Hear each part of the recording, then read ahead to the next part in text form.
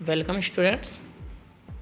आज हम आरबीएसई व सीबीएसई के स्टूडेंट्स के लिए अध्याय 17 शुरू करने जा रहे हैं, तारे एवं सौर परिवार।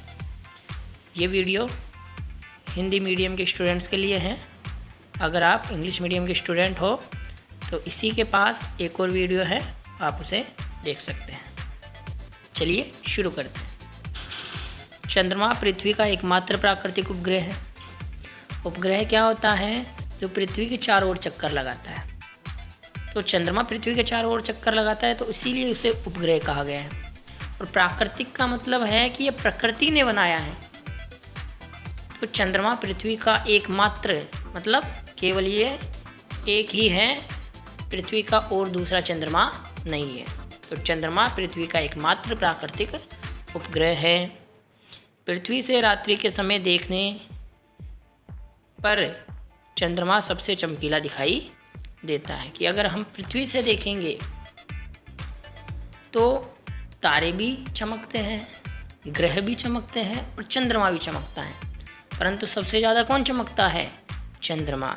इसीलिए कहा गया है कि पृथ्वी से अगर रात में देखे तो सबसे चमकीला पिंड कौन सा दिखाई देता है? चंद्रमा। चंद्रमा का स्वयं का प्रकाश नहीं है। ये क्या बात हुई कि चंद्रमा के पास खुद का प्रकाश नहीं है, तो फिर वो कैसे दिखाई देता है, वो कैसे चमकता है? क्योंकि सूर्य के प्रकाश के परावर्तन के कारण ही वो चमकता है। कि सूर्य का प्रकाश उस पर पड़ता है चंद्रमा पर, तो चंद्रमा हमें चमकता हुआ दिखाई देता है। चंद्रमा पृथ्वी की परिक्रमा करता है। चंद्रमा पृथ्वी के चारों ओर घूमता है। वही तो उपग्रह की परिभाषा बताई मैंने। चित्र में आप देख पा रहे होंगे कि सूर्य से प्रकाश आ रहा है, चंद्रमा पे गिरता है, वहाँ से परावर्तित होकर पृथ्वी तक पहुँचता है। और पृथ्वी के कौन से भाग पर पहुँच रहा है? जिस भाग पर रात है उस भाग पर चंद्रमा का प्रकाश पहुँच रहा है। और इस चित्र के माध्यम से हम ये भी देख सकते हैं कि पृथ्वी से चंद्रमा के केवल एक भाग को देखा जा सकता है, चंद्रमा के पीछे वाले भाग को नहीं देखा जा सकता। इस चित्र में आप देख रहे हैं कि पृथ्वी सूर्य के चक्कर लगा रही है और चंद्रमा पृथ्वी के चक्कर लगा रहा है। पृथ्वी चंद्रमा सहित सूर्य की परिक्रमा करती है। पृथ्वी सूर्य के चारों ओर चक्कर लगाती है और चंद्रमा पृथ्वी के चारों ओर चक्कर लगाता है। इसीलिए कहा गया है कि पृथ्वी सूर्य के चक्कर लगाती है, चंद्रमा पृथ्वी के चक्कर लगाता है। हम पृथ्वी से चंद्रमा के पीछे की ओर वाला भाग कभी नहीं देख सकते। पूर्णिमा के समय चंद्रमा पूरा दिखाई देता है और अमावस्या के समय चंद्रमा दिखाई ही नहीं देता है। और पूर्णिमा से अमावस्या के बीच का अंतराल होता है 15 दिनों का। मतलब पूर्णिमा के 15वां दिन अमावस्या होती है। चंद्रमा पृथ्वी की एक परिक्रमा पूरी करने में अपने अक्ष पर एक घूर्णन पूरा करता है। आपने देखा, लट्टू देखा, जो एक ही जगह घूमता रहता है, तो चंद्रमा भी अपनी जगह ही घूमता रहता है और साथ ही साथ वो पृथ्वी के भी चारों ओर घूमता रहता है। मतलब दो प्रकार से घूमता है। एक तो पृथ्वी के चारों ओर घूमता है चंद्रमा, और एक खुद अपनी जगह भी चंद्रमा घूमता है। तो पृथ्वी के चारों ओर घूमने और खुद की जगह घूमने दोनों का समय एक ही है। जब वो पृथ्वी का एक चक्कर लगा लेता है तो अपनी जगह भी वो एक चक्कर घूम जाता है। प्रश्न है, चंद्रमा पर क्या है? इसका वातावरण कैसा है? इसका उत्तर है, चंद्रमा पर धूल भरा तल है, मतलब मिट्टी मिट्टी है, निर्जन क्षेत्र है, वहाँ पर कोई नहीं है, कोई इंसान नहीं है, बड़े बड़े गड्ढे हैं, बड़े बड़े पर्वत हैं, वायुमंडल नहीं है और पानी भी नहीं है। प्रश्न है, हम चंद्रमा पर बात नहीं कर सकते, क्यों? हम पृथ्वी पर तो इजीली बात कर लेते हैं, चंद्रमा पर बात क्यों नहीं कर सकते हैं? क्यों? क्योंकि चंद्रमा पर वायुमंडल नहीं है। उससे क्या फ़र्क पड़ता है? उससे ये फ़र्क पड़ता है कि जो ध्वनि है, आवाज़ है, उसको एक जगह से दूसरे जगह जाने के लिए वायुमंडल की ज़रूरत पड़ती है, किसी न किसी माध्यम की ज़रूरत पड़ती है। परंतु चंद्रमा पर तो माध्यम है ही नहीं, वायुमंडल है ही नहीं। तो वक्ता के मुंह से ध्वनि श्रोता के कान तक नहीं पहुंच सकती, बोलने वाले के मुंह से जो ध्वनि है वह सुनने वाले के कानों तक नहीं पहुंच सकती है। इसीलिए हम चंद्रमा पर बात नहीं कर सकते। तो अच्छा यही है कि हम पृथ्वी पर ही रहे और आराम से बात करें। चलिए अगला प्रश्न है, तारे क्या होते हैं? वे अंतरिक्ष पिंड जो प्रकाश उत्पन्न करते हैं, प्रकाश उत्सर्जित करते हैं, तारे कहलाते हैं। जैसे सूर्य भी तारा है, अभी तक तो पता नहीं था। हम तो वो छोटे छोटे जो चमकीले पिंड रात को हमें दिखते थे उन्हें तारा मानते थे। नहीं, सूर्य भी एक तारा है।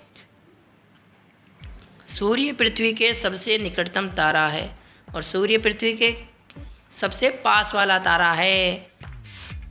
अंतरिक्ष पिंडों के बीच की दूरी को प्रकाश वर्ष में व्यक्त करते हैं कि अगर हमें चंद्रमा और पृथ्वी के बीच की दूरी देखनी हो, सूर्य और पृथ्वी के बीच की दूरी देखनी हो, या अलग अलग ग्रहों के बीच की दूरी देखनी हो, मापनी हो, तो हमें मीटर किलोमीटर में नहीं मापना होता है। हमें एक और नई मात्रक की ज़रूरत पड़ती है। वो मात्रक होता है प्रकाश वर्ष। पृथ्वी पश्चिम से पूर्व दिशा में घूमती है, इसीलिए तारे पूर्व से पश्चिम की ओर गति करते हुए प्रतीत होते हैं। जैसे सूर्य पूर्व से उदय होता है और गति करता हुआ पश्चिम में अस्त हो जाता है। पृथ्वी किस दिशा में घूमती है? पृथ्वी घूमती है पश्चिम से पूर्व की दिशा में, और पृथ्वी के इस दिशा में घूमने के कारण हमें तारे उल्टी दिशा में गति करते हुए दिखाई देते हैं। पृथ्वी तो घूमेगी पश्चिम से पूर्व और तारे हमें गति करते हुए प्रतीत होंगे पूर्व से पश्चिम। इसीलिए आपको पता है कि सूर्य भी पूर्व से उदय होता है और पश्चिम में अस्त होता है। ध्रुव तारा पृथ्वी के घूर्णन अक्ष की दिशा में होता है, जिससे पृथ्वी से देखने पर हमें ध्रुव तारा स्थिर दिखाई देता है। ध्रुव तारा कहाँ होता है? ध्रुव तारा पृथ्वी के घूर्णन अक्ष की दिशा में होता है कि पृथ्वी जिस अक्ष पर घूमती है उसी के ठीक ऊपर होता है ध्रुव तारा। इसीलिए वो हमें गति करता हुआ दिखाई नहीं देता। वह कौन सा तारा है जो कभी गति करता हुआ दिखाई नहीं देता, हमेशा एक ही स्थान पर दिखाई देता है? वो है ध्रुव तारा। अब आपको एक और फोटो दिखाई दे रही होगी जिसमें आपको एक अंतरिक्ष यात्री दिख रहा है। ये चंद्रमा पर चल रहा है। 21 जुलाई 1969 में अमेरिका के अंतरिक्ष यात्री नील आर्मस्ट्रॉन्ग ने सबसे पहले चंद्रमा पर अपना कदम रखा। मतलब चंद्रमा पर जाने वाला सबसे पहला आदमी कौन था? सबसे पहला व्यक्ति कौन था? Neil Armstrong. किसके देश का था? अमेरिका का। कब गए थे वो वहाँ? 21 जुलाई 1969 में। और नील आर्मस्ट्रॉन्ग के बाद चंद्रमा पर एडविन एल्ड्रिन उतरे थे। उन्हीं के सहयोगी थे, उन्हीं के साथ ये भी गए थे। चलिए अब कुछ और प्रश्नों की बात कर लेते हैं जिनके उत्तर आपको देने हैं। पृथ्वी के प्राकृतिक उपग्रह का नाम बताओ।